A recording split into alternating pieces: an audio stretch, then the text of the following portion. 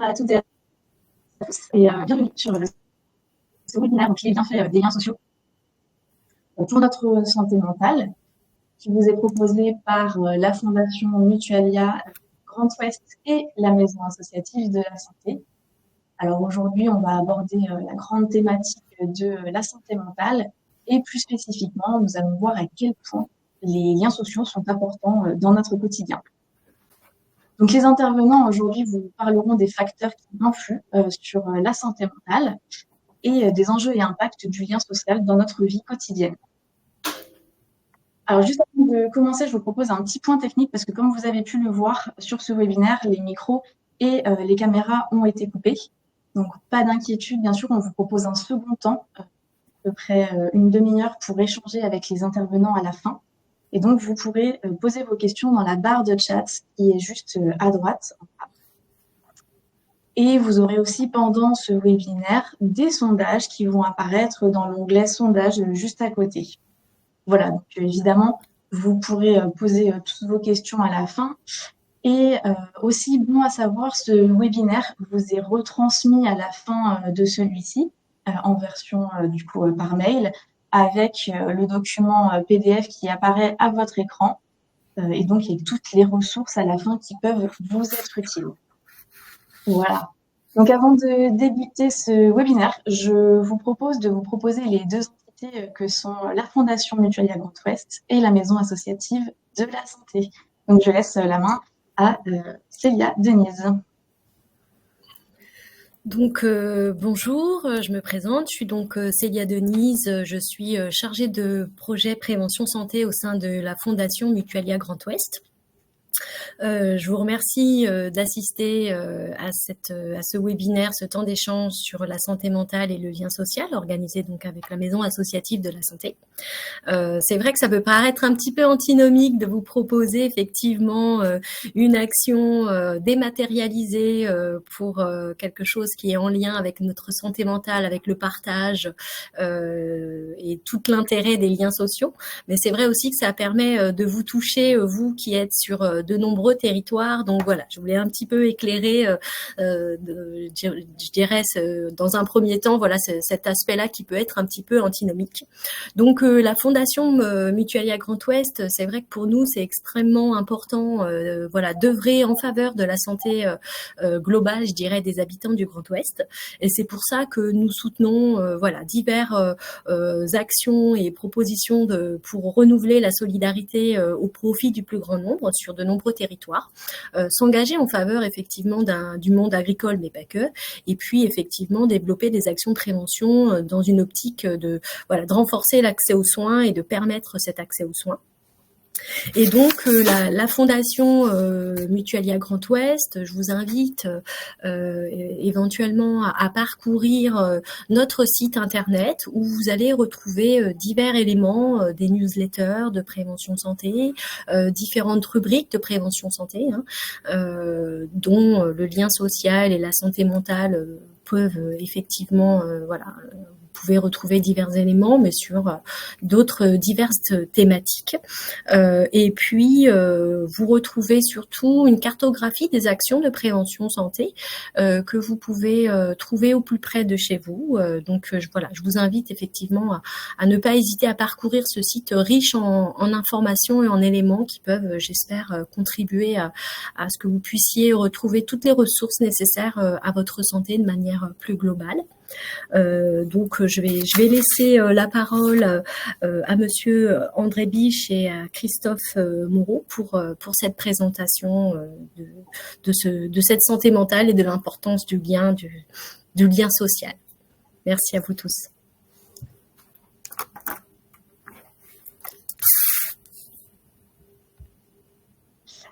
Alors, je vérifie juste qu'on n'ait pas perdu monsieur Moreau en cours de route. Parce que je ne vois plus son entité sur le webinaire. Bonjour, vous m'entendez? Voilà, c'est bon, on vous a de nouveau.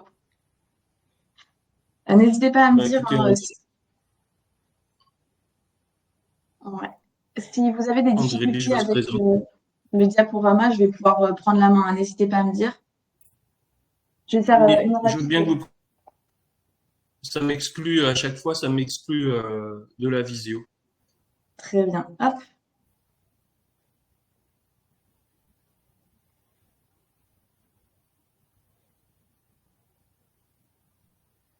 Alors, je vais partager le document.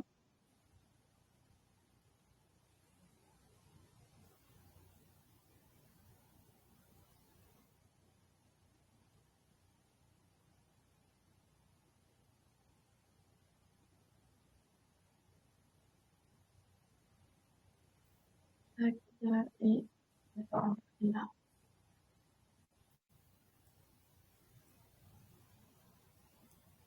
Voilà, donc on a été sur la présentation du coup de l'entité maison associative de la santé, puisqu'en effet, hein, nous, on intervient sur de nombreuses thématiques, pardon, mais la santé mentale est une thématique qui nous tient à cœur, notamment puisqu'on travaille avec de nombreuses associations qui sont en lien avec la santé mentale, mais aussi puisque ma collègue, donc, qui est chargée de projet, Alicia Gendre, est coordinatrice en lien avec du collectif des semaines d'information sur la santé mentale de Rennes, qui ont lieu à Rennes en mars 7 au 28 mars. Donc très important, ce sont des actions évidemment qui sensibilisent à la santé mentale puisque nous avons tous une santé mentale. Donc l'AMA, c'est aussi de nombreuses associations, puisque nous sommes plus de 60 associations et structures qui sont fédérées pour travailler ensemble. Et nous avons plusieurs missions, donc notamment accueillir, informer et orienter le grand public qui vient vers nous sur les différentes justement thématiques de santé que nous pouvons aborder. Et concernant ces associations et structures, en fait, on se tient à disposition d'elles pour pouvoir agir avec elles à leur côté sur leurs projets, que ce soit de la simple communication à justement l'accompagnement d'un événement et d'un projet. On propose aussi des formations à destination des bénévoles et des professionnels. Et notre principale activité, celle qui nous tient à cœur aussi, c'est la mise en œuvre de projets de santé publique, donc notamment sur les thématiques d'éducation thérapeutique des patients ayant une maladie chronique, du deuil, de la prévention suicide et bien évidemment de la santé mentale. Voilà. Alors n'hésitez pas à vous informer, hein, bien évidemment, sur ce qui se passe à la masse via notre site internet que vous trouvez sur la slide ici. Et voilà, je vais pouvoir passer la main à nos deux intervenants du jour pour nous éclairer sur justement la thématique des bienfaits des liens sociaux pour notre santé mentale. Je vous laisse la main.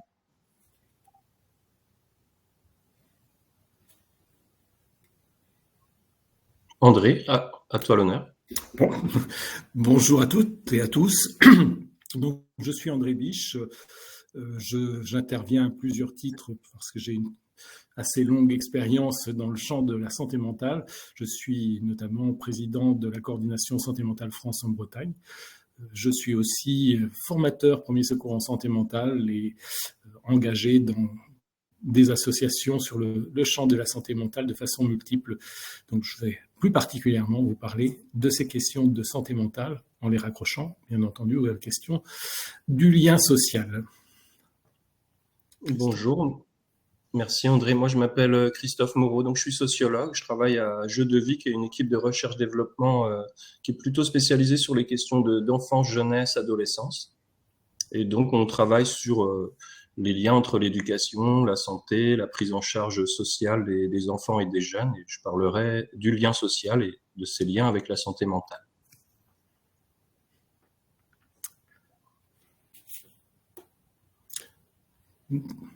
Diapo. Ah oui, on démarre par un jeu. Oui, alors là, vous avez d'abord un petit sondage. On vous demande de voter, si vous allez dans le sondage, pour savoir quel est le pourcentage de la population européenne qui traverse une période de troubles psychiques au cours d'une année.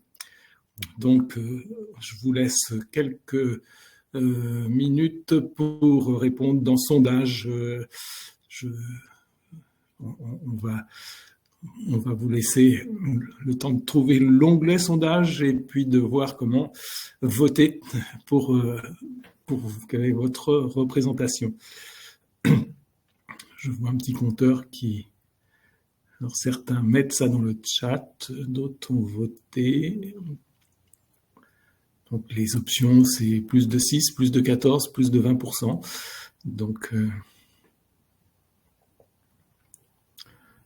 voilà, je laisse les uns et les autres le temps de réfléchir et de réagir.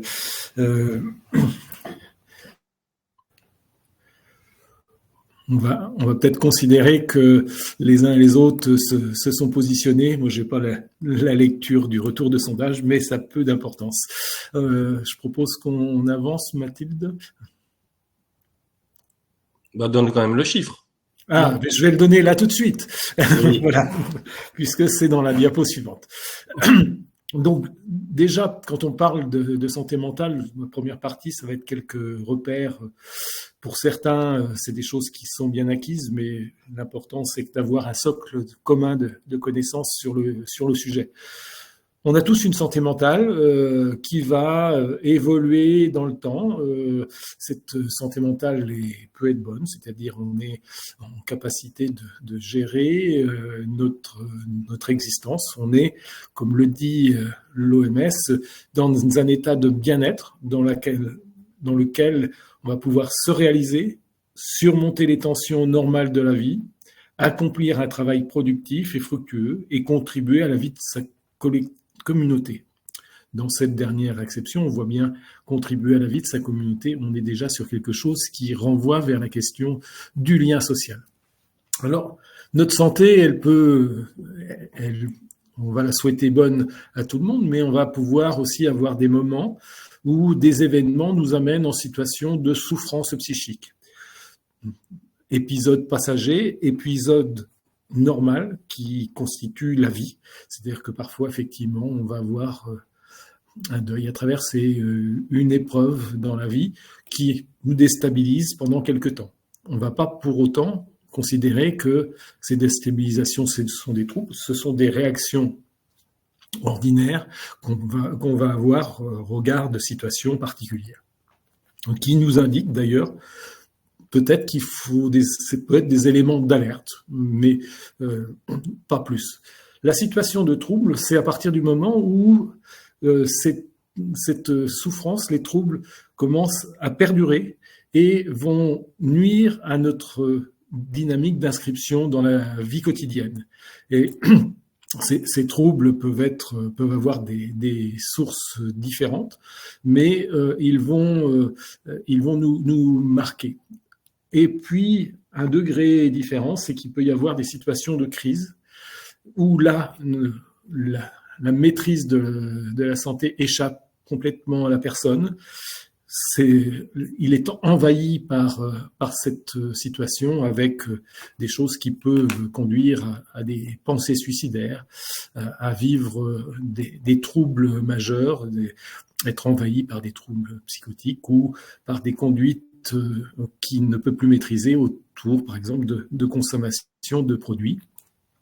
Et là, on va pouvoir être dans cette crise, mais on peut aussi avoir, et c'est le cas effectivement des pathologies ou maladies mentales, où les choses s'installent, et en dehors de la crise, eh bien, l'individu va avoir des difficultés chroniques à gérer son existence, ses émotions, sa vie au sens large.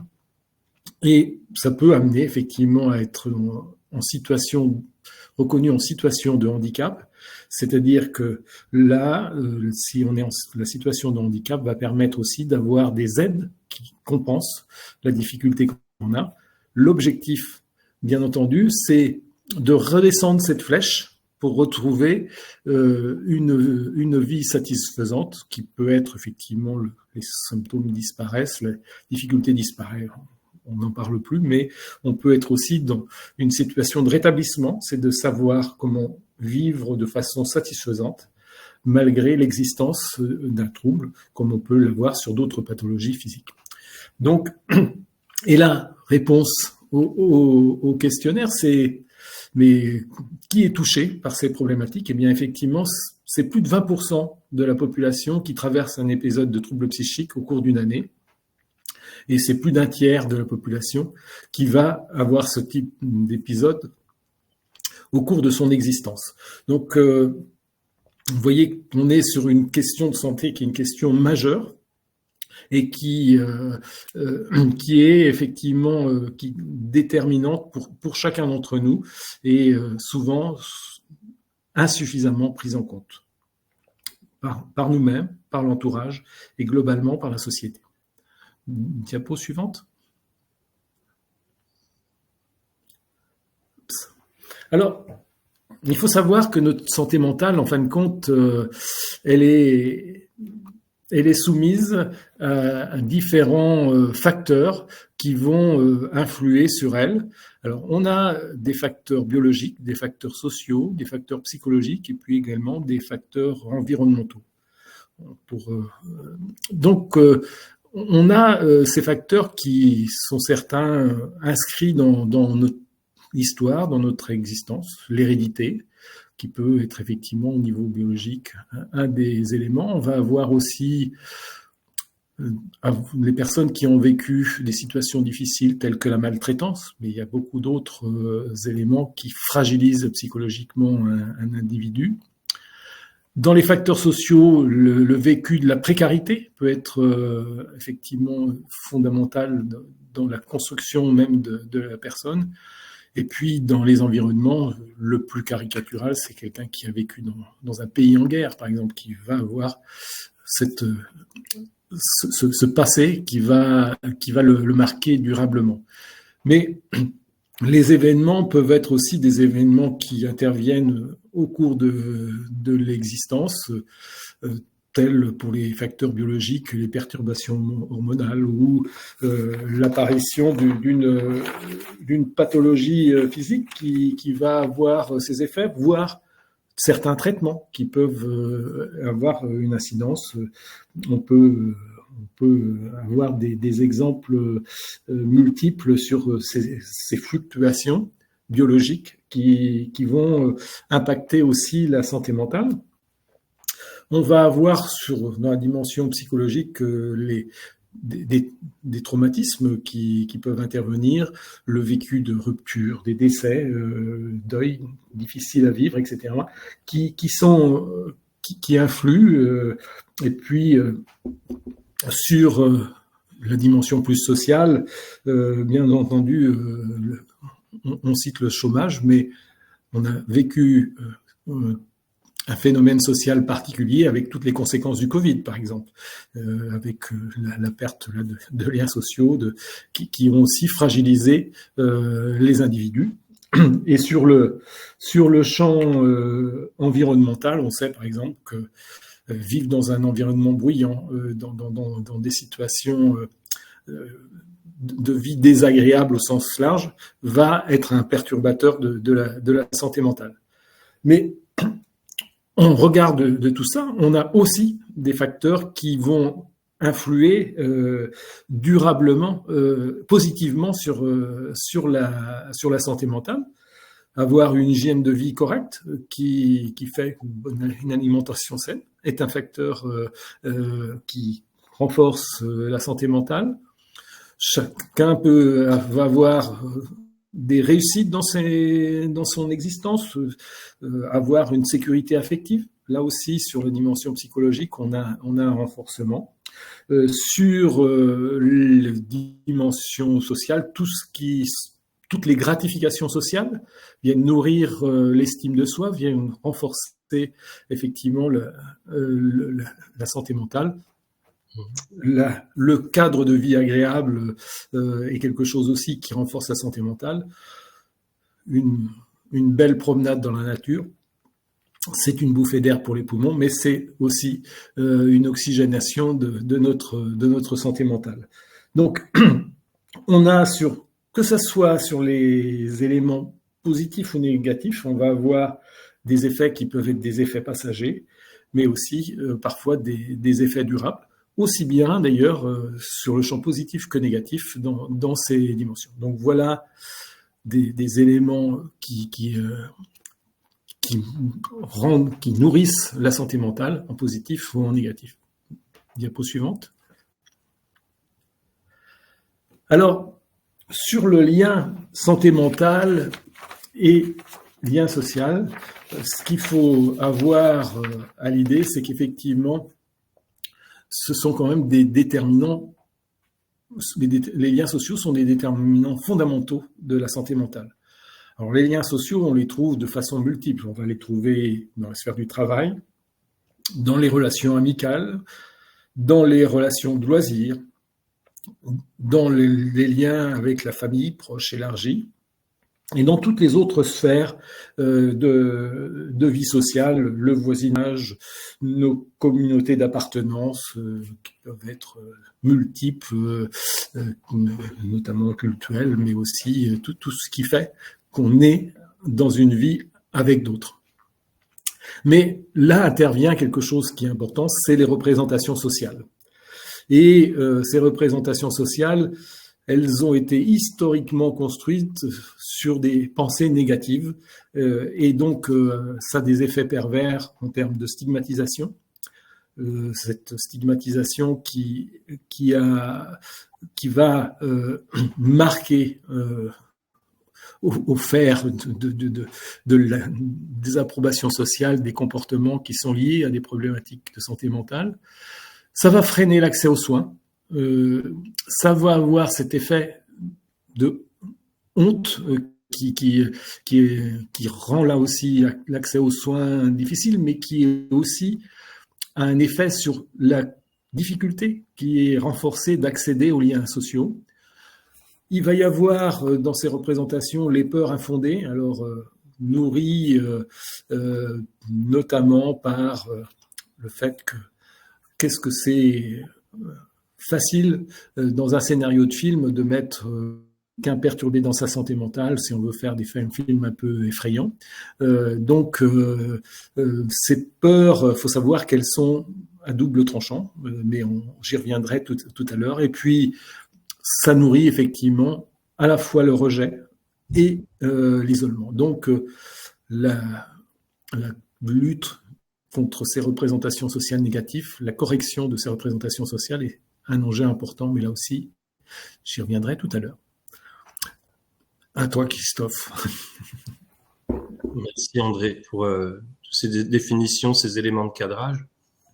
Moi, j'interviens en tant que sociologue et je m'inspire plus des questions d'éducation et puis d'accompagnement des enfants, des ados, des jeunes. André n'a pas mentionné dans les facteurs environnementaux, tu as parlé du travail, de la famille et tout à juste titre. Il ne faut pas oublier l'école, parce que l'école est un puissant facteur de construction identitaire et aussi un impact très important sur la santé mentale. Alors moi, ce que je voudrais faire, c'est de façon très humble vous présenter quelques enquêtes statistiques pour essayer de faire le lien entre la santé mentale et puis les relations sociales et prendre justement l'exemple du Covid. Donc cette épidémie qui a eu justement un impact très fort sur les relations sociales puisque les personnes ont eu des restrictions de circulation. Et du coup, ça fait un peu laboratoire par rapport à un autre sujet puisque les restrictions à la circulation, les restrictions aux relations sociales donnent à voir justement des impacts négatifs sur la santé mentale. Et puis on peut faire quelques croisements statistiques et repérer aussi qu'est-ce qui est corrélé à plus de détérioration de la santé mentale en période de Covid. Alors, on va s'appuyer sur quelques enquêtes. Je vais passer quelques chiffres assez vite. Et après, je parlerai de deux choses. C'est des besoins fondamentaux de l'enfant tels qu'on les définit aujourd'hui, en France et au niveau international. De quoi a besoin un enfant pour être bien? Ça me permettra de faire le lien aussi entre social et bien-être. Et après, je parlerai de façon assez générale, d'un point de vue anthropologique, sur la question du social. Alors, sur les enquêtes de l'adresse, on peut avancer. Mathilde, vous me sauvez la vie à passer le diaporama vous-même. Ah oui, on a un petit jeu aussi, là.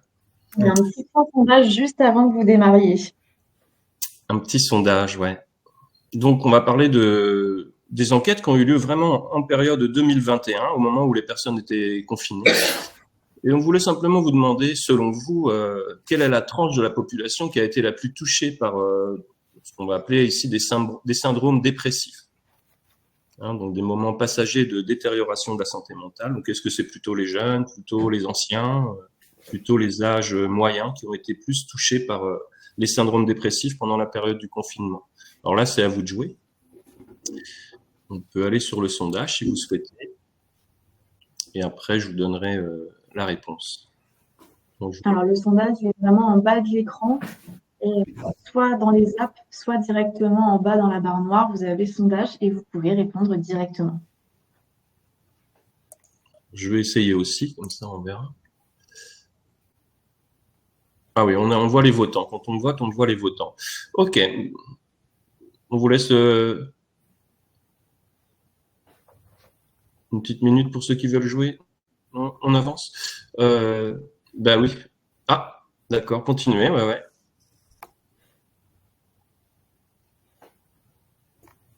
Donc on passe à la diapo suivante. Je vais vous donner le résultat, mais bon voilà, on est un petit peu partagé, mais vous voyez, tout le monde vote pour les jeunes générations. Hein. Tout à fait. Hein, personne n'en parlait des 25-34 ans. On peut encore appuyer pour avoir les petites animations là. Il y a des petits entourages. Hein. Donc en fait, on a donc l'adresse, hein, direction recherche et études statistiques du ministère des Affaires sociales.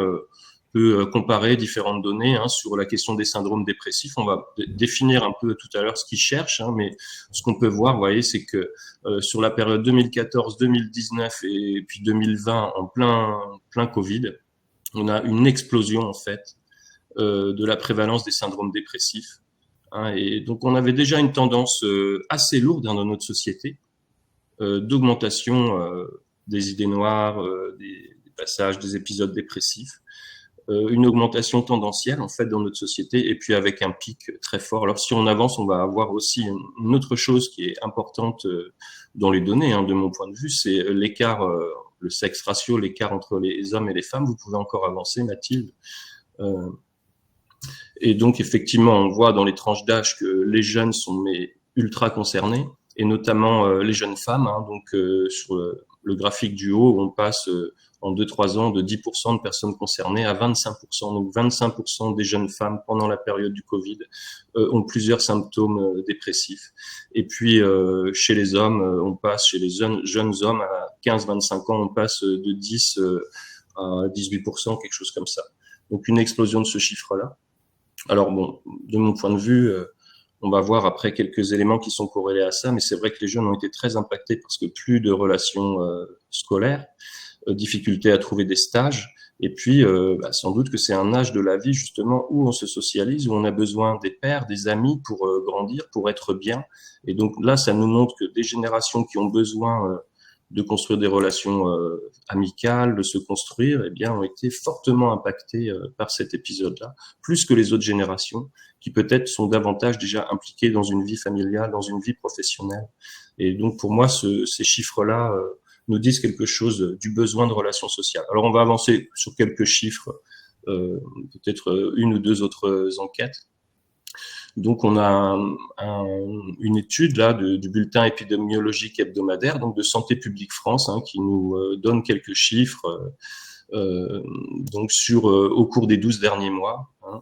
Et donc, ce qu'on voit, c'est que chez les 18-75 ans, grosso modo, la prévalence a augmenté de 3,5 points. Donc, même après la fin du Covid, on reste sur quelque chose d'assez haut et une tendance globalement. On passe de 10 à 15% des gens, en gros, qui dans l'année vont avoir des épisodes dépressifs.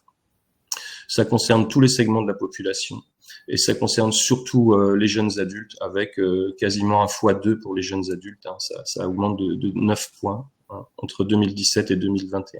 Et donc dans les croisements statistiques qui sont faits, donc alors ça je vais pas forcément en parler maintenant, mais les femmes sont plus concernées par cette dégradation. Mais ce qu'on voit aussi, c'est que ce sont les personnes qui vivent seules qui sont le plus impactées. Les familles monoparentales, donc il n'y a qu'un parent dans la famille, souvent une maman. Donc là, on voit bien que la solitude et puis la monoparentalité sont vraiment très corrélées à l'aggravation hein, de la dépressivité. Et puis aussi, on a un impact pauvreté. Hein, donc ça a été vraiment avéré par plusieurs enquêtes. Hein, c'est que effectivement, moins on a d'argent dans son porte-monnaie, moins on est à l'aise financièrement et plus on va être impacté. Et les personnes au chômage aussi. Donc la question du travail et surtout du non-travail, hein, donc qui est aussi une sphère de socialisation, le travail, eh bien, on va voir que là, ça a un impact négatif sur le moral avec des risques de dépressivité plus élevés. Hein. Donc, les corrélations, c'est vraiment les femmes plus concernées, les personnes seules, les monoparents, et l'activité, le non-travail et la pauvreté. Donc, ça reprend des choses dont a parlé André. On peut avancer. Je ne peux pas être trop long. Donc là, c'est pour vous montrer en complément de ce qu'a présenté André, donc président de Santé Mentale France. Il connaît ça très bien. Je viens juste compléter ce qui a un petit peu dit pour parler de la méthodologie. Qu'est-ce qu'on regarde en fait pour mesurer des épisodes dépressifs caractérisés selon Santé publique France? Alors on va regarder, on va voir chercher des personnes qui vont cumuler au moins un symptôme principal et au moins 3 symptômes secondaires. Donc les symptômes principaux, c'est se sentir triste, déprimé, sans espoir. C'est ça qu'on demande aux gens dans les enquêtes. Ou alors vivre une période d'au moins 2 semaines où on a perdu l'intérêt pour les choses. On a perdu l'intérêt, la motivation pour les choses. Donc sentiment de tristesse, perte de motivation, perte d'intérêt, c'est les symptômes principaux et qui vont être croisés. Donc les chiffres qu'on vous donne, c'est les gens cumulent un symptôme principal et 3 autres symptômes, manifestations. Donc se sentir fatigué, je perds ma force de vie, je perds mon énergie, je perds du poids ou je prends du poids, plus de 5 kilos, j'ai du mal à dormir, j'ai du mal à me concentrer, je me dévalorise, je me sens coupable, honteux, ou j'ai des idées de mort. Et je perds l'intérêt pour la plupart des choses. Donc c'est pour décrire un petit peu aussi ce qu'on va rechercher. Donc là, on a des éléments plutôt psychologiques, personnels, mais qui sont corrélés avec des questions beaucoup de solitude. Alors ça, c'est pour ce qui a été cherché dans cette enquête. On va avoir juste une dernière enquête où on a des croisements aussi qui sont assez intéressants. Si on peut avancer, Mathilde, si vous voulez. Donc là, on va passer peut-être assez vite. Donc on est à peu près sur toujours les mêmes types de chiffres. Où là, c'est la photo en 2021. On voit toujours que les jeunes sont les plus concernés et que les femmes, jeunes femmes et femmes en général sont plus concernées que les hommes par ces questions-là. Ensuite, on va avoir une autre diapo qui permet de reprendre donc avec d'autres sources, d'autres enquêtes, mais c'est les mêmes données. C'est-à-dire qu'on a une augmentation tendancielle à partir de 2010 jusqu'à 2017, puis 2021, on reste très haut dans les épisodes dépressifs, quoi. Alors, après j'arrête avec les chiffres. Je crois que c'est le dernier chiffre. Ensuite, ces données-là sont corrélées avec quelques autres indications que je voulais vous présenter. Donc, si vous voulez avancer, Mathilde.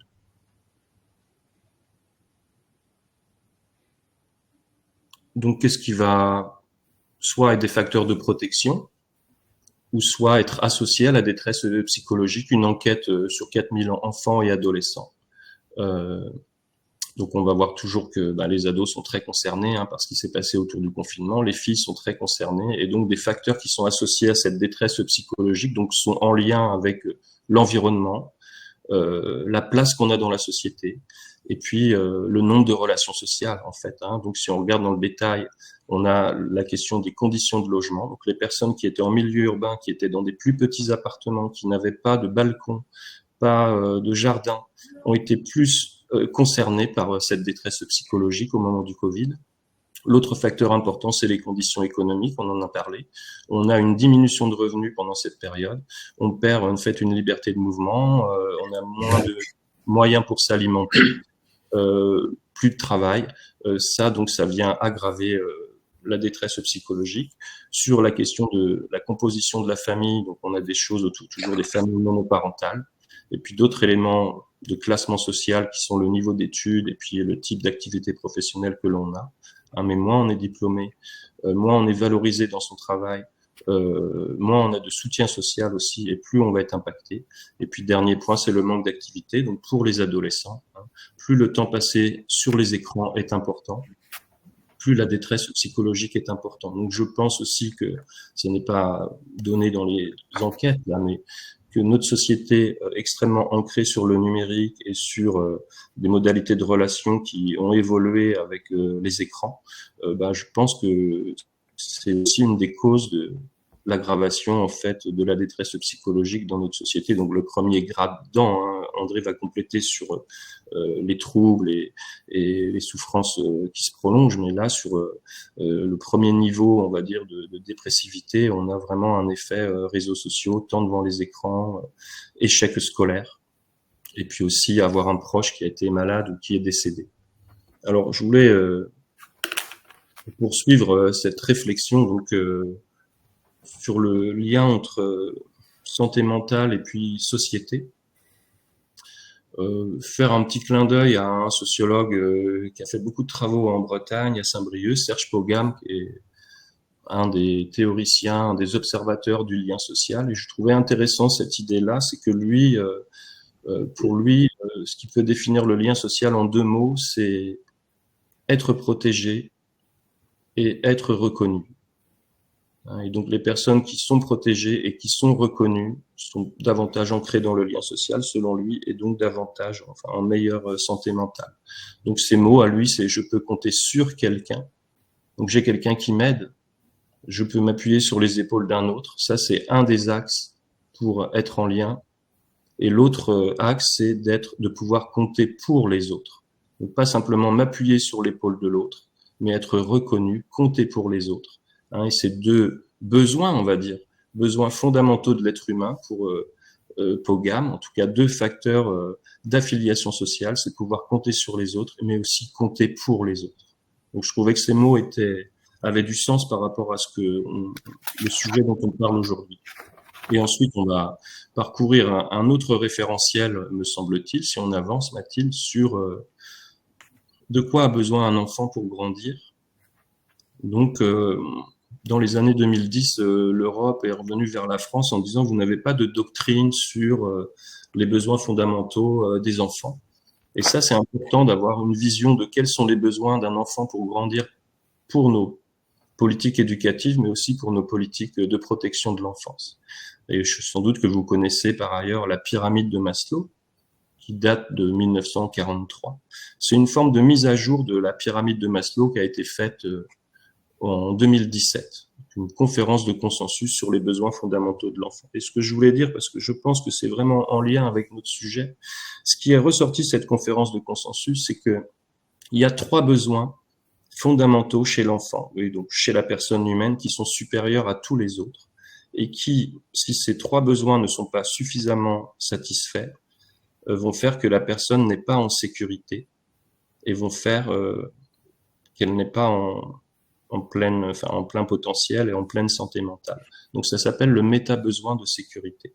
C'est-à-dire qu'un être humain, pour être bien, a besoin de se sentir en sécurité. C'est un besoin qui est supérieur à tous les autres. Et pour se sentir en sécurité, on doit répondre à 3 besoins fondamentaux. Donc des besoins de santé, et de santé notamment physiologique.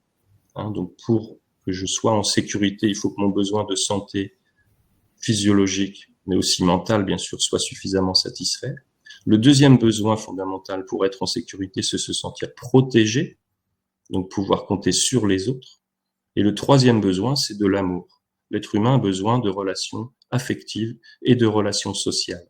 Donc, ce sont les 3 besoins fondamentaux qui vont faire qu'un être humain peut se sentir suffisamment en sécurité et ensuite évoluer et, par ailleurs, pouvoir répondre à d'autres besoins qui sont aussi fondamentaux, qui sont sur les côtés, explorer le monde, avoir une estime de soi positive, avoir une identité inscrite dans un collectif, et puis avoir des cadres, des règles et des limites autour de soi.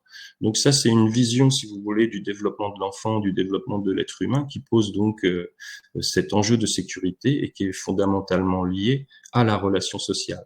Sans être protégé, sans être en lien affectif, sans avoir de relations autour de soi, l'enfant ne peut pas se développer. Et donc, je pense que ça permet de décrire l'articulation très forte qu'il y a entre la relation à l'autre et puis le développement, le bon développement d'un enfant et sa santé mentale. Et pour terminer mon propos, pour ne pas être trop long, je vais faire un petit peu d'anthropologie. Je vais vous passer un dernier schéma. Je m'excuse s'il y a beaucoup de trucs qui apparaissent à l'écran. Et ça, ce sont les travaux. Oh, n'avancez pas trop vite. Oui, là, c'est bien. Je vous dirai d'appuyer. Donc ça, c'est les travaux de l'anthropologie, de psychologie, de linguistique qui ont été construits à Rennes 2 autour d'un professeur qui s'appelait Jean Gagnepin et qui disait la chose suivante, c'est qu'on a plusieurs compétences en nous, je vais faire assez simple, mais qu'on a une compétence de langage propre à l'être humain, on a une compétence technique, des savoir-faire, on peut manier des outils.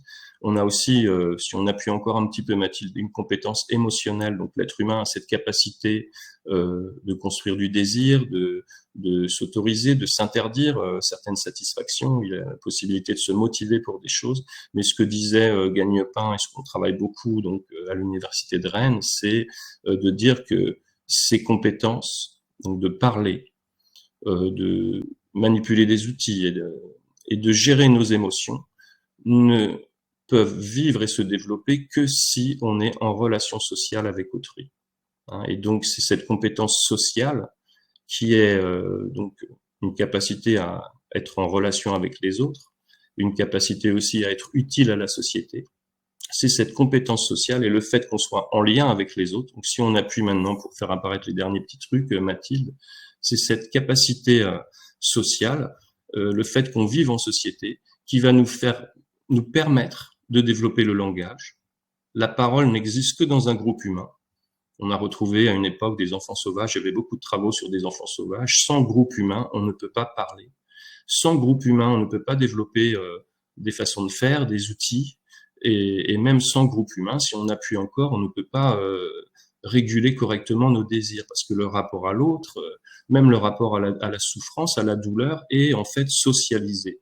Donc, si vous appuyez Mathilde juste pour faire apparaître les dernières petites puces, en fait, cette théorie nous indique, mais c'est un petit peu la même chose que les besoins fondamentaux qu'on a vus, c'est que sans la société, sans la relation à l'autre, je ne peux pas exploiter mes compétences. J'ai tous les logiciels dans ma tête, dans mon corps, mais je ne peux faire vivre mes compétences de langage, de savoir-faire technique, mes compétences émotionnelles, elles ne peuvent vivre que si je suis en lien avec les autres. Dans des liens où je vais trouver de la reconnaissance, où je vais pouvoir aussi m'engager avec les autres. Alors, donc c'est un petit peu ces éléments que je voulais présenter en montrant de mon point de vue et de ce point de vue de ces travaux toute la nécessité en fait d'avoir des relations à l'autre, d'être reconnu, de pouvoir se classer dans un groupe, de pouvoir aussi participer à l'utilité collective. Et ça, c'est la clé en fait pour développer toutes nos compétences. Voilà, donc je m'arrête là pour cette partie un petit peu plus sociologique sur l'enjeu du lien social là, par rapport au bien-être des personnes. Je repasse la parole à André. Donc, oui, je vais vous proposer d'examiner la question de l'interaction entre santé mentale et lien social à travers 3 grandes catégories de population, ou du moins tout en sachant qu'effectivement on est bien dans un continuum entre des états de bonne santé, des états de maladie qui peuvent être effectivement des états de maladie importants. Donc on va regarder les choses autour du lien social, sur l'impact du lien social sur chacune des situations, et puis sur les leviers opérants par rapport à la situation. Alors, on va regarder les choses quand ça va bien, quand pour quelqu'un qui est en bonne santé, on va même finir par là. On regardera les choses pour des personnes dont la santé mentale est fragilisée, et puis et aussi, on commencera d'ailleurs par là, par les personnes pour lesquelles qui sont en prise avec des pathologies sévères qui nécessitent effectivement des prises en charge lourdes. Diapo suivante, on va commencer par ces pathologies sévères.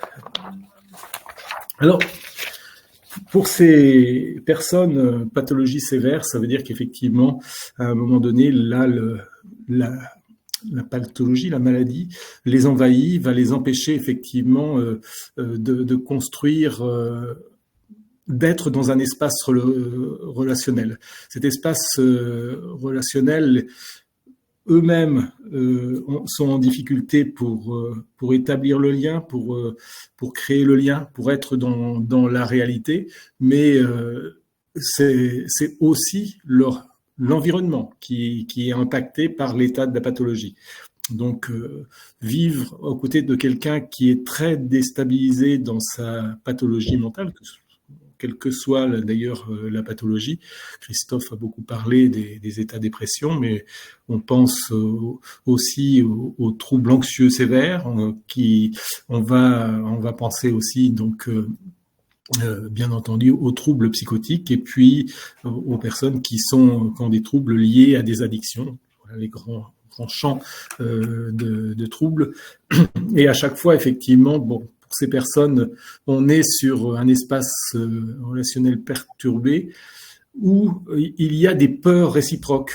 La personne qui est atteinte par une pathologie peut faire peur. Alors, je parlais des représentations sociales qui ont bien construit et alimenté ces peurs, pas forcément très souvent de façon exagérée et complètement disproportionnée. On sait que, par exemple, les personnes qui ont des pathologies mentales sont 5 fois plus victimes d'agressions qu'agressées elles-mêmes, alors que la représentation sociale est souvent bien inverse.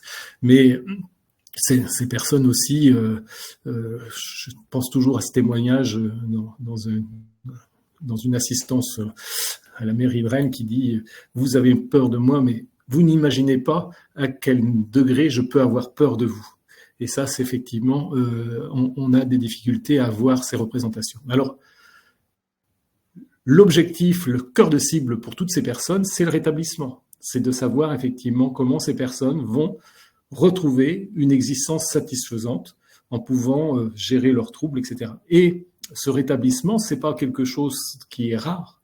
C'est bien la règle générale. Les personnes qui connaissent des troubles psychiques, si elles sont prises en charge de façon satisfaisante, vont pouvoir se rétablir.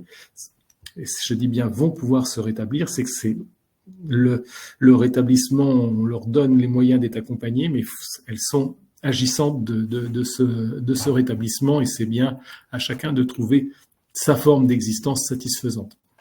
Alors, le premier levier, bien entendu, c'est le soin et l'accompagnement. La difficulté, c'est peut-être d'accéder à ce soin et cet accompagnement, avec la difficulté qui est liée à des offres de soins et d'accompagnement qui peuvent paraître compliquées. On sait la problématique de la ressource soignante, mais l'important, c'est effectivement que les personnes y aident. Alors, ce soin, il peut prendre des formes très, très diverses. On va avoir les états de crise qui peuvent parfois nécessiter d'aller jusqu'à l'hospitalisation.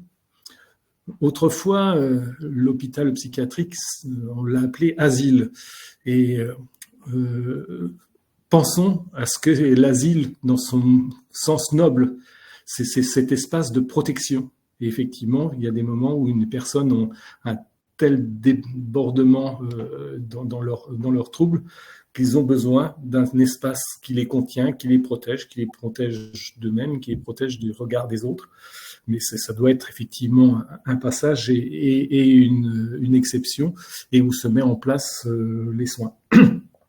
L'hôpital n'est pas aujourd'hui le premier accès aux soins. Le premier accès, c'est tout l'accès ambulatoire. C'est la réponse qu'on va trouver dans les CMP auprès de son médecin généraliste, auprès de l'ensemble de l'offre de soins, avec des formes thérapeutiques diverses. Il y a bien sûr le médicament, mais il y a toutes les psychothérapies qui sont offertes. Il faut qu'effectivement chacun trouve le bon outil qui va l'aider à se rétablir, qu'il soit aidé par rapport à ça.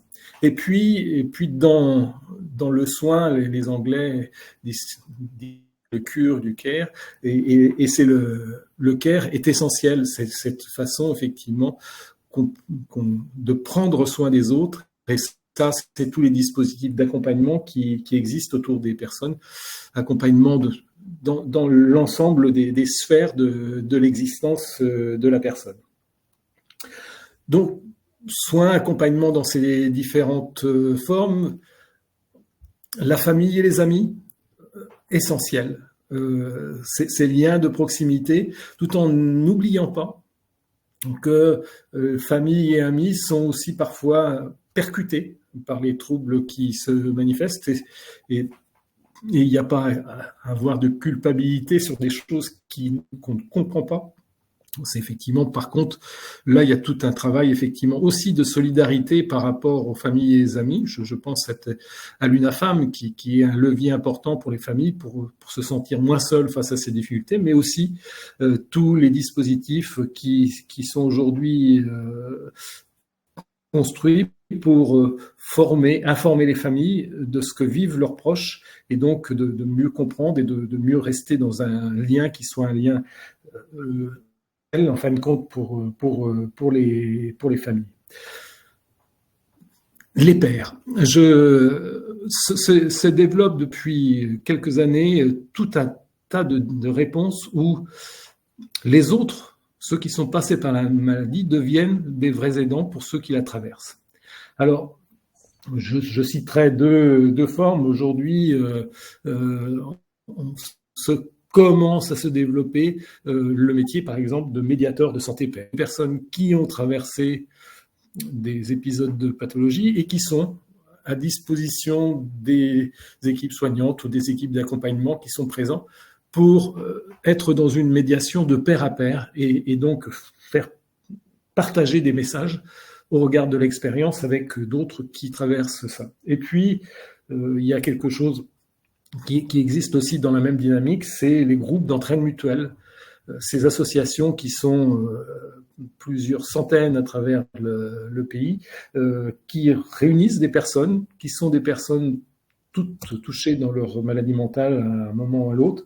Et là, se construit cette solidarité. Moi, on voit bien compter pour les autres et compter sur les autres. C'est vraiment au sein de cette collectivité de groupes d'entraide mutuelle qui se crée quelque chose qui permet à ces mêmes personnes de s'ouvrir à l'univers social plus large. Mais un tremplin important pour les personnes qui sont dans ces processus de rétablissement. Et puis la société. La société, elle peut avoir effectivement des effets délétères, mais être une société inclusive, c'est-à-dire qui comprend mieux ce qui se passe pour les personnes qui sont touchées dans leur santé mentale, donc un peu dépoussiérer ces représentations sociales négatives, donc amener à plus de tolérance, à plus d'acceptation de la différence, à changer les regards.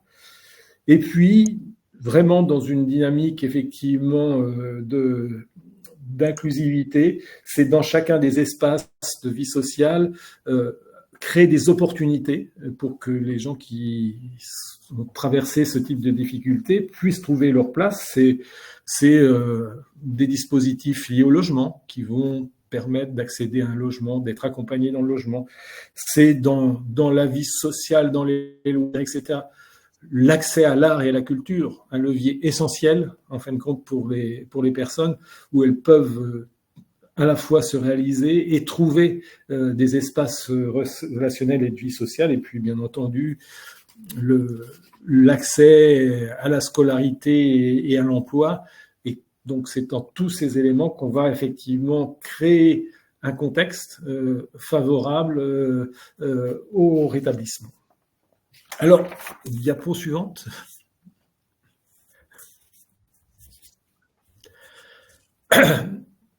Pour les personnes qui sont fragilisées, qui sont effectivement qui vont rentrer dans des états pathologiques où ça impacte leur vie quotidienne, la question, ça va être effectivement comment faire en sorte de s'en préoccuper tôt, d'aller assez rapidement effectivement vers une aide qui fait que cet état, au lieu de se chroniciser, devient une phase de passage et en compte. Alors, bien entendu, on a des interactions qui sont perturbées, quelle que soit la nature de la pathologie, et avec un élément qui est constant, c'est l'isolement et en fin de compte le repli, la réduction de l'espace social. Le dépressif va avoir du mal à aller vers les autres. La personne touchée par les troubles anxieux va avoir des difficultés à affronter le monde social. Le psychotique ne va plus le comprendre, et les personnes touchées par des addictions va avoir des comportements qui vont l'exclure et favoriser son exclusion. Donc il y a une entrée dans l'isolement, dans le rejet social qui est important, avec des phénomènes de décrochage et de disqualification sociale. Décrochage, bien entendu, on pense spontanément au chômage, mais aussi peut-être au fait de ne plus aller à son club de sport, de rompre avec des espaces qui sont des espaces de lien social, parce que on n'a plus l'énergie pour le faire, on n'a plus la motivation, on a des peurs injustifiées qui nous bloquent pour y aller. Et la disqualification, c'est dans le regard de l'autre. Comprendre que l'autre, c'est un état pathologique qui l'empêche, on lui renvoie souvent de la responsabilité sur quelque chose pour lequel il ne fait que subir un état de santé dégradé. On ne reproche pas à quelqu'un qui s'est cassé une jambe de ne plus pouvoir courir. Par contre, quelqu'un qui est dépressif de ne pas pouvoir agir, on va lui dire secoue-toi, alors qu'il est bien incapable de le faire. Donc on voit cette disqualification, ce regard qui renvoie et qui renforce les difficultés d'aller vers les autres, puisque ce regard négatif alimente le repli social. Alors, par rapport à ça, deux leviers que j'ai notés. Le 31-14, une des crises quand même qui est le plus dramatique, c'est le risque suicidaire. Et donc, le 31-14, c'est un numéro, une ligne ouverte disponible sur toute la France, 24 heures sur 24, 365 jours par an, qui permet d'appeler pour quelqu'un qui a ces idées suicidaires qui lui traversent l'esprit. Donc, inviter la personne à appeler le 31-14, ou parfois appeler le 31-14 et l'accompagner dans cette démarche vers le 31-14. La formation premier secours en santé mentale, pour l'anecdote, je suis en pleine formation auprès d'un groupe en ce moment, mais donc cette formation, elle s'adresse à tous les citoyens, et elle a pour objectif de permettre à chacun de mieux identifier quelqu'un dans son entourage qui est fragilisé dans sa santé mentale, et d'apprendre à aider ces personnes, c'est-à-dire à pouvoir effectivement les aider à trouver les ressources de soins dont elles ont besoin. Donc cette formation, elle est accessible partout en France maintenant.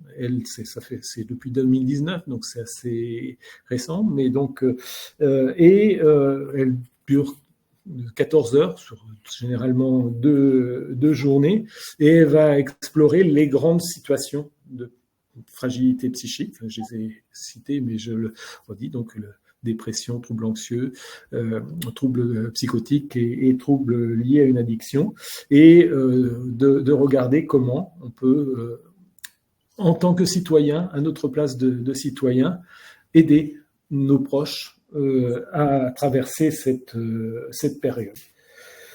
Donc, et pour finir, effectivement, je vais aller sur les personnes qui vont bien. Diapo suivante.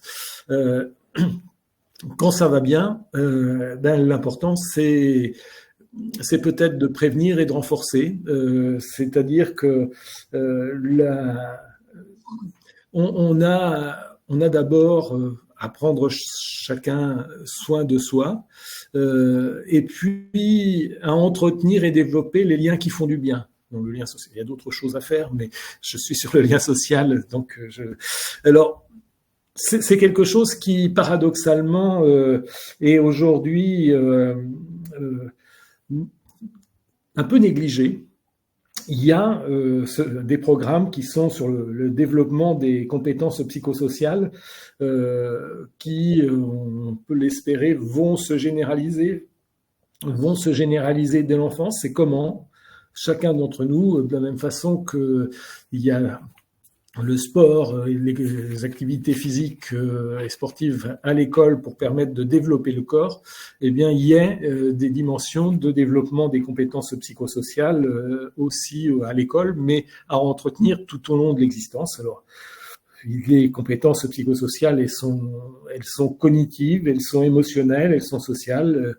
Elles doivent permettre de développer une meilleure connaissance de soi, d'avoir une capacité à développer de l'empathie envers les autres, à savoir résoudre des problèmes de l'existence, à mieux savoir prendre des décisions, à avoir des pensées créatives, à avoir une pensée critique, à savoir communiquer efficacement, à être habile dans les relations interpersonnelles, savoir gérer son stress, savoir gérer ses émotions.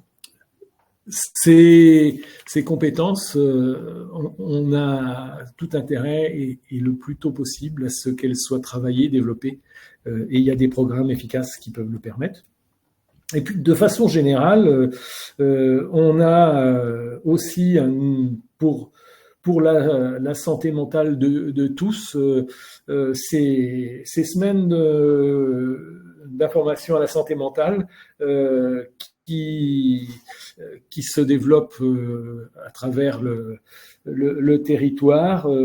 Bon, Mathilde en a parlé tout à l'heure. Le thème pour 2025 sera, pour notre santé mentale, réparons le lien social. Beau clin d'œil à notre temps de webinaire. Et donc, ça va être une invitation à ce que la population soit invitée à partager des réflexions sur ce sujet pendant l'année 2025. Et puis, je vais finir sur cet élément, c'est que élément important pour l'année 2025, la santé mentale doit être grande cause nationale. Donc là, une invitation à ce que l'ensemble des acteurs parlent de la santé mentale, que cette question, au lieu d'être mise sous le tapis, elle soit mise au devant de la scène et qu'elle soit vraiment une préoccupation sociétale. Alors, on ne va pas en espérer des miracles, mais vraiment une autre prise de conscience et un autre regard sur ces questions de santé mentale. Voilà pour ce que les grandes lignes de ce que je pouvais en dire. Merci beaucoup, André.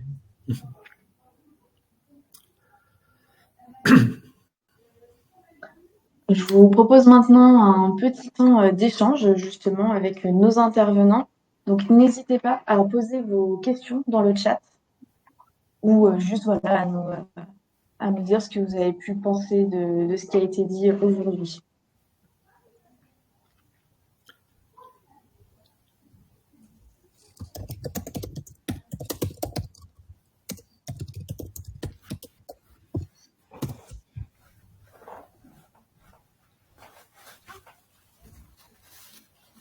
Vous avez une personne qui nous remercie. Merci à vous.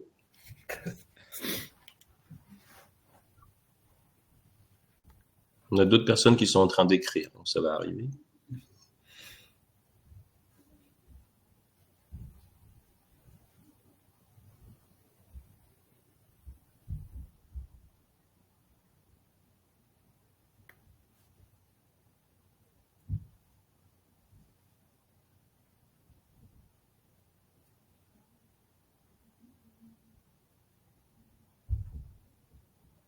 Personne qui demande les contacts pour la formation premier secours en santé mentale.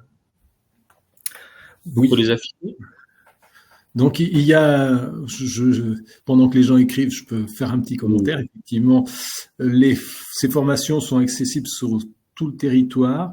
Il y a le site de PSSM France qui regroupe toutes les formations qui existent au niveau national. Il y a en Bretagne la Fédération Santé Mentale France qui développe ces formations, qui propose un catalogue de formations, qui propose aussi d'autres actions de formation, sensibilisation de premier niveau, etc. Donc, une offre, et puis peut-être, pendant que les uns et les autres, je me fais un petit commentaire, il va y avoir une particularité en Ille-et-Vilaine qui est en train de se construire, c'est que derrière les secouristes formés, il y a un dispositif qui s'appelle Vigimental, qui est en train de se mettre en place, qui va permettre justement aux personnes formés premier secours ou d'autres formations en santé mentale d'avoir un espace pour se retrouver, avoir un collectif autour de ces personnes, et puis d'alimenter des ressources avec un site qui doit se mettre en place, qui s'appellerait, sous toute réserve d'évolution, Ma santé mentale en Ille-et-Vilaine. Donc quelque chose de nouveau qui se développe autour de financements liés au comité de la refondation, donc le CNR. Donc, expérience qui pourrait être dupliquée si elle fait ses preuves. Et combien ça coûte, André, pour se former? Alors, une formation premier secours à titre individuel, c'est 250 € en règle générale. Il y a possibilité aussi que ça soit des groupes, et on est sur 3 000 € pour un groupe jusqu'à 16 personnes. Là aussi, en règle générale. Mais il y a aussi des collectivités qui peuvent financer ces formations. Et puis pour les gens les plus précaires, vraiment, il y a un fonds solidaire qui permet d'accéder aux formations pour les gens qui relèvent des minimums sociaux. Donc il y a un accès sur le site de PSSM France par rapport à ces fonds solidaires, donc qui sont pas qui sont limités, mais qui existent et qui peuvent être accessibles. Ah, je vois une question sur le déploiement de l'offre PSSM auprès des salariés privés et publics. Est-ce que c'est prévu? Alors, dans le public, tous les ministères avaient été invités à développer la formation. Donc, chacun y va à sa vitesse. Dans le secteur privé, ça peut rentrer dans les plans de formation. Et donc, il y a quelques entreprises qui le font. Donc, là, c'est vraiment une incitation à aller à demander dans les plans de formation l'inscription de cette formation premier secours en santé mentale. Sur les compétences psychosociales, on n'en est pas encore là aujourd'hui dans le milieu de l'entreprise. La cible est... Il y a un programme qui va se développer en Bretagne sur le développement des compétences psychosociales. Mais donc, sans doute, le milieu scolaire et universitaire va être le premier visé. Oui, c'est ce que je voulais dire. On a beaucoup quand même de programmes aujourd'hui qui commencent à se déployer. Il y a eu les instances régionales, les IREPS, d'éducation, de promotion de la santé, surtout dans les Pays de la Loire d'ailleurs. Il existe un cartable numérique des compétences psychosociales sur le site de l'IREPS, donc l'instance régionale d'éducation à la santé des Pays de la Loire. On peut s'en inspirer en milieu scolaire. Enfin, c'est fait pour le milieu scolaire. On a beaucoup de choses pour les enfants d'âge élémentaire. On a un peu moins de choses pour les collégiens, mais des choses aussi se développent quand même.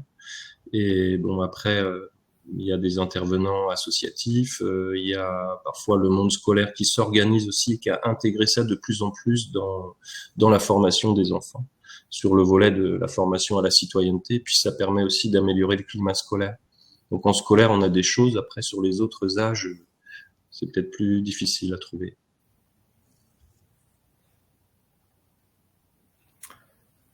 Alors juste pour information, pour vous compléter, Monsieur Moreau, IREPS, pour ceux qui sont rennais, aujourd'hui on parle de promotion Santé Bretagne, qui a changé de nom récemment. Merci de la précision. On avait aussi une question de Isabelle pour préciser l'approche du rétablissement. J'ai 3 heures. Non, vraiment, c'est un état d'esprit d'abord le rétablissement qui doit être un état d'esprit des soignants et des accompagnants. Et les bénéficiaires sont les personnes concernées. L'idée, c'est effectivement de permettre à chacun de retrouver une existence satisfaisante.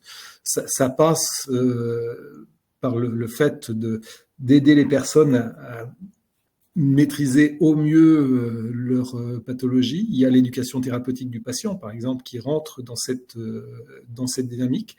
C'est donc, on n'est plus sur des personnes qui subissent un traitement, des prises en charge par des intervenants, mais des personnes qui sont associées à la construction d'un projet de rétablissement pour eux. Et donc, c'est vraiment la personne qui est au centre de la préoccupation, qui devient l'acteur et le metteur en scène de son programme de rétablissement, avec une offre qui lui est faite. Donc, on est sur une autre posture, effectivement. Et c'est de considérer aussi que la société, c'est pas parce qu'on a même un trouble psychotique qu'on ne peut pas avoir une existence sociale. Bon, par exemple, il y a des choses assez spectaculaires. Les associations d'entendeurs de voix, par exemple, qui se retrouvent et qui ont cet espace où ils vont parler entre eux, des voix qu'ils entendent, et pouvoir par ailleurs aussi avoir une vie sociale très productive, des responsabilités à des niveaux différents dans la société, tout en ayant toujours cette pathologie qui les accompagne, mais qu'ils gèrent par eux-mêmes avec l'appui des soignants. J'ai essayé de faire bref sur le rétablissement.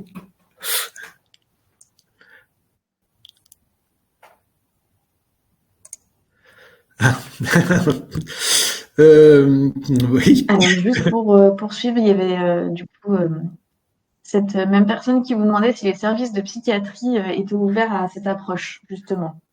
Si jamais vous avez la réponse. Alors, je vais de plus en plus de services de psychiatrie s'y ouvrent. Donc, c'est un chemin. Aujourd'hui, sur, par exemple, la pratique du rétablissement, il y a en Bretagne le C3RB, qui est un centre ressources pour former les professionnels à ces pratiques orientées rétablissement et pratique de la réhabilitation psychosociale. Donc, on est sur un processus, c'est pas gagné, et il faut, voilà.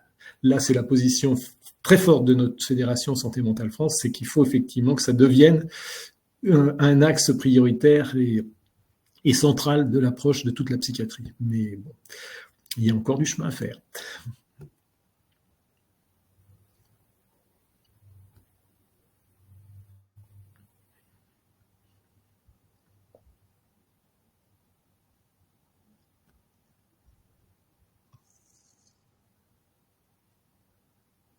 Alors, on avait une autre question, et là vous allez me dire si vous pouvez y répondre ou non, c'est comment se comporter face à des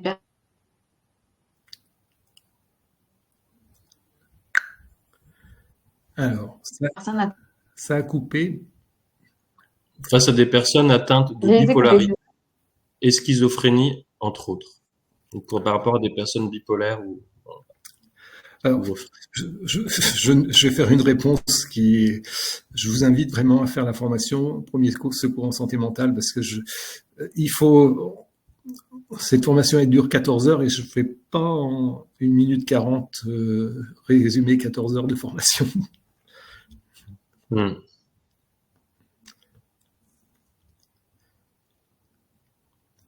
Ce qu'on peut simplement peut-être dire, c'est déjà quand même, si chacun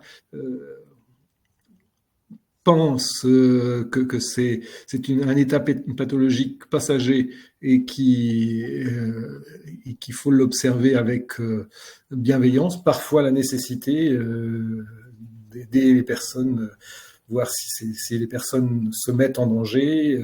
L'hospitalisation peut être une nécessité. Et même l'hospitalisation sous contrainte, dans certains cas exceptionnels, peut être une nécessité. Donc, mais c'est pas... Cette réponse doit être exceptionnelle. Plus on intervient tôt, plus on intervient en amont, plus on va pouvoir effectivement avoir un accès qui soit un accès consenti aux soins.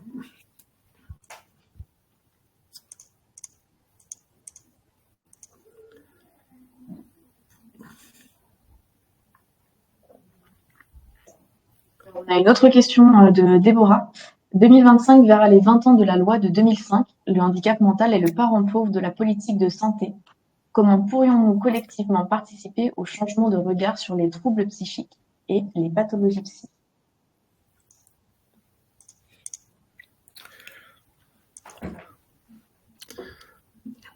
J'ai envie de dire, peut-être que la réponse est dans la question. Je crois qu'effectivement, ça nécessite la mobilisation collective de chacun et autour de la grande cause, autour de toutes les actions qui peuvent être faites.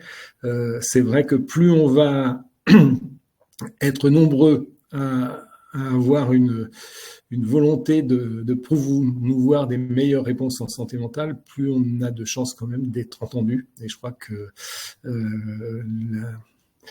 c'est vrai qu'il y a du chemin et du chemin important à faire et des vraies presque révolutions dans certains domaines par rapport au traitement de ces problématiques.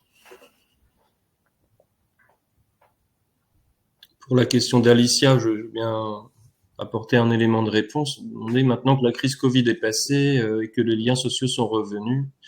Est-ce que ça signifie que la santé mentale de tous est plus positive? Je ne sais pas ce qu'en dira André, mais en tout cas sur les données épidémiologiques que l'on a, donc évidemment à la part des personnes en souffrance, le pic qu'on a eu pendant la période Covid, c'est un peu résorbé mais pas complètement. Donc on reste quand même au-dessus par rapport aux décennies précédentes. Mais ça s'est quand même un petit peu tassé. Et par contre, il y a un élément d'inquiétude important pour ados et les ados, hein, enfin les 11-14 ans et les 15-17, c'est que les crises sont plus nombreuses. Et donc, la dépressivité a...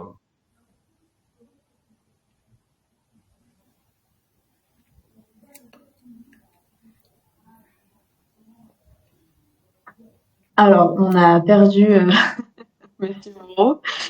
On va attendre juste un petit peu, voir s'il peut se reconnecter. André, est-ce que j'ai été censuré, excusez-moi, je ne sais pas ce qui s'est passé. Non, je sais pas où vous... Bon, en tout cas, ce que je voulais dire, c'est que les chiffres qu'on a, il y a une petite alerte, hein. Enfin, il y a une alerte sur les passages à l'acte suicidaire et les arrivées aux urgences pour des préados et des adolescents. Donc, ça veut dire que de façon tendancielle, on a diminué sur la dépressivité chez les jeunes, mais on reste assez haut, plus haut que les décennies précédentes. Mais par contre, pour ceux qui étaient en souffrance, ils sont plus nombreux à être en crise aujourd'hui. Et les années 23, 24, 22, 23, on a plus d'accueil aux urgences pour passage à l'acte suicidaire que toutes les années d'avant. Donc, on est sur des chiffres hauts et une inquiétude par rapport aux crises suicidaires chez les ados. Donc, en gros, pour ceux qui étaient plutôt pas trop mal avec un passage à vide pendant le Covid, ça s'est grosso modo résorbé. Mais pour ceux qui étaient pas bien, ça s'est aggravé leur situation.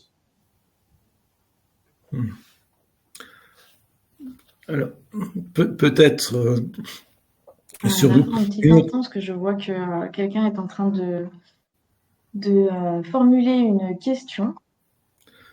Pour compléter ce que disait Christophe, peut-être un des effets paradoxal de cette crise Covid, c'est qu'effectivement, aujourd'hui, il y a une vraie prise de conscience et une impossibilité de dénier la fonction du social et de l'environnemental, de l'influence sociale et de l'environnemental sur les questions de santé mentale. et alors qu'il y avait quand même toute une approche qui ne renvoyait les questions de santé mentale, de fragilité de santé mentale, qu'à des questions individuelles. Et on voit bien que c'est aussi une question sociale. Oui, du coup, je vais pouvoir vous répondre, mais il y aura bien un replay qui va vous être envoyé, et ainsi que le diaporama qui vient d'être passé. Et juste après, on a aussi des ressources qui sont liées à tout ce qui a été dit aujourd'hui, donc vous pourrez aller piocher à droite et à gauche. Mais je crois qu'André n'avait pas fini, excusez-moi. Si, je pense que j'ai dit l'essentiel. C'est bon.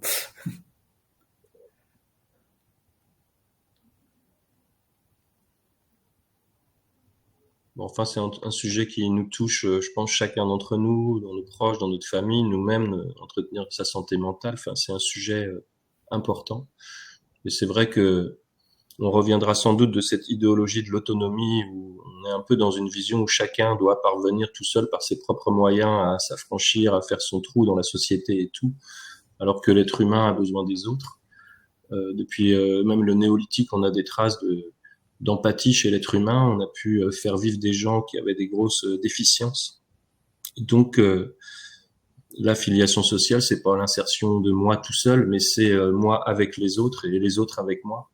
Et ça, c'est quand même une inversion idéologique, parce que idéologiquement, on est de plus en plus orienté vers une individualisation, une atomisation des existences. Alors que l'enjeu, c'est de faire collectif, de faire ensemble. Donc toutes les démarches associatives, solidaires, communautaires, c'est quelque chose qu'il faut soutenir à mon avis.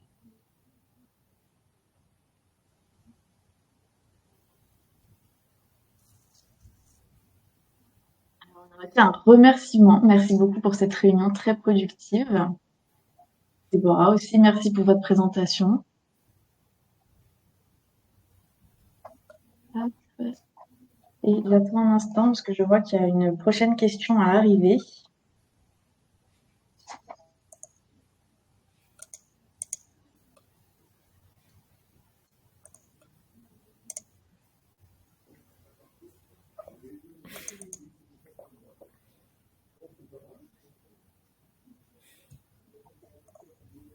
Alors, les écrans jouent un rôle important dans la perte des liens sociaux, du moins. Il s'agit d'une autre forme de lien aujourd'hui. Vous en avez parlé un peu aujourd'hui, mais cela est-il une grande conséquence sur la santé mentale?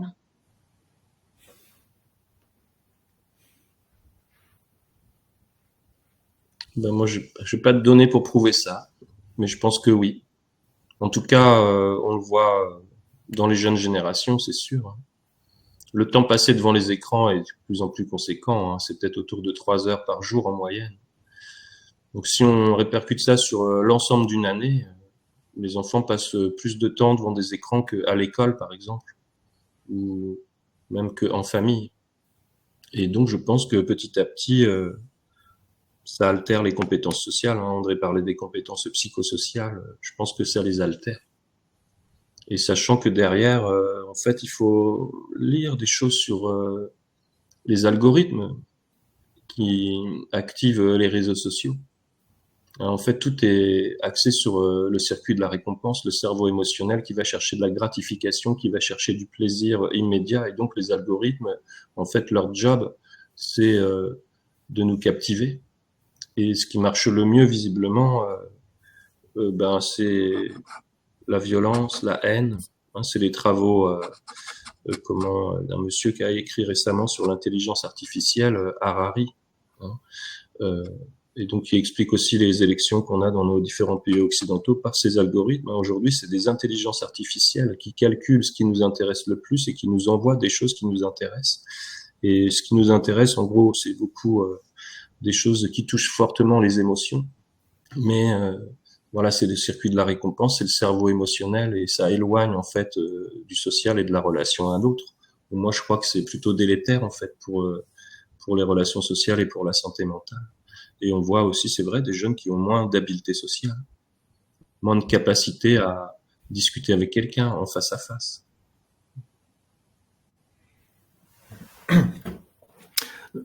Je me fais la réflexion, ce qu'on vit actuellement, c'est pas de même nature que si on était dans une même salle. Tout ce qui est langage non verbal, on n'en a pas la perception. même entre nous qui sommes à l'écran. Et donc, effectivement, le lien social et la transmission, c'est aussi des transmissions d'émotions, etc. Et rien ne peut remplacer le contact physique entre deux êtres ou entre un groupe d'êtres par rapport à ça. Et donc, on perd tout un tas de messages à partir du moment où c'est l'écran qui parle plutôt qu'effectivement d'être dans un lien de proximité.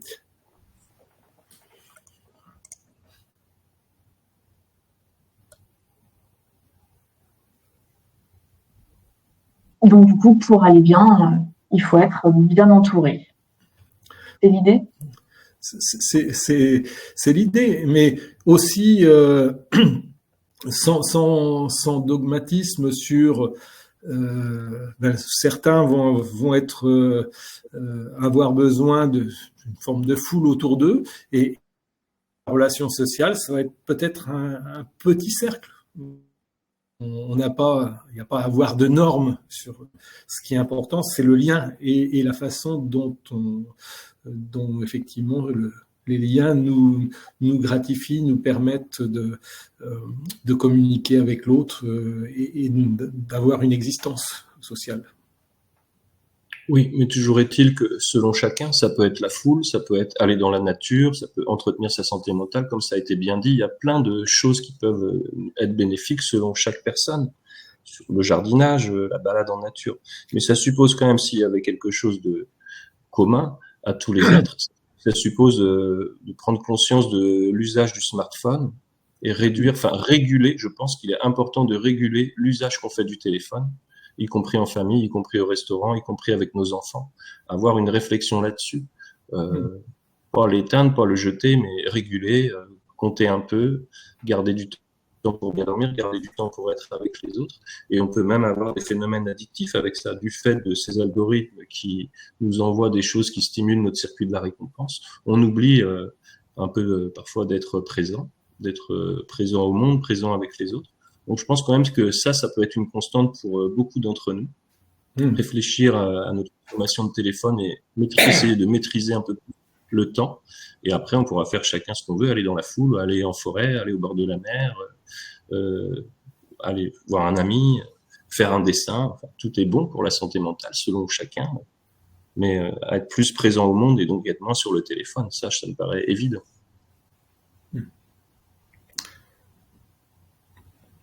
Tout à fait d'accord. Je crois qu'on va reprendre notre après-midi maintenant. Alors oui, on va s'arrêter là. On aura bien sûr les ressources qui sont disponibles sur la fin de ce diaporama qui vous sera envoyé. Je remercie grandement André et Christophe qui ont été nos intervenants aujourd'hui. Vraiment, ça a été très intéressant. Je pense qu'on a encore plein de choses à dire, mais oui, en effet, on va s'arrêter là pour aujourd'hui. Et puis surtout aussi un grand merci à la Fondation Michel Grand Ouest. Merci à vous d'avoir permis de mettre en place ce beau webinaire qui, j'espère, va nous faire réfléchir sur effectivement nos usages, comme vous le disiez, de l'écran et du lien que l'on peut développer avec les autres et avec soi. Bonne journée, bon après-midi. Merci. Et merci d'avoir fait parler de la santé mentale. On n'en parle jamais assez. Merci André.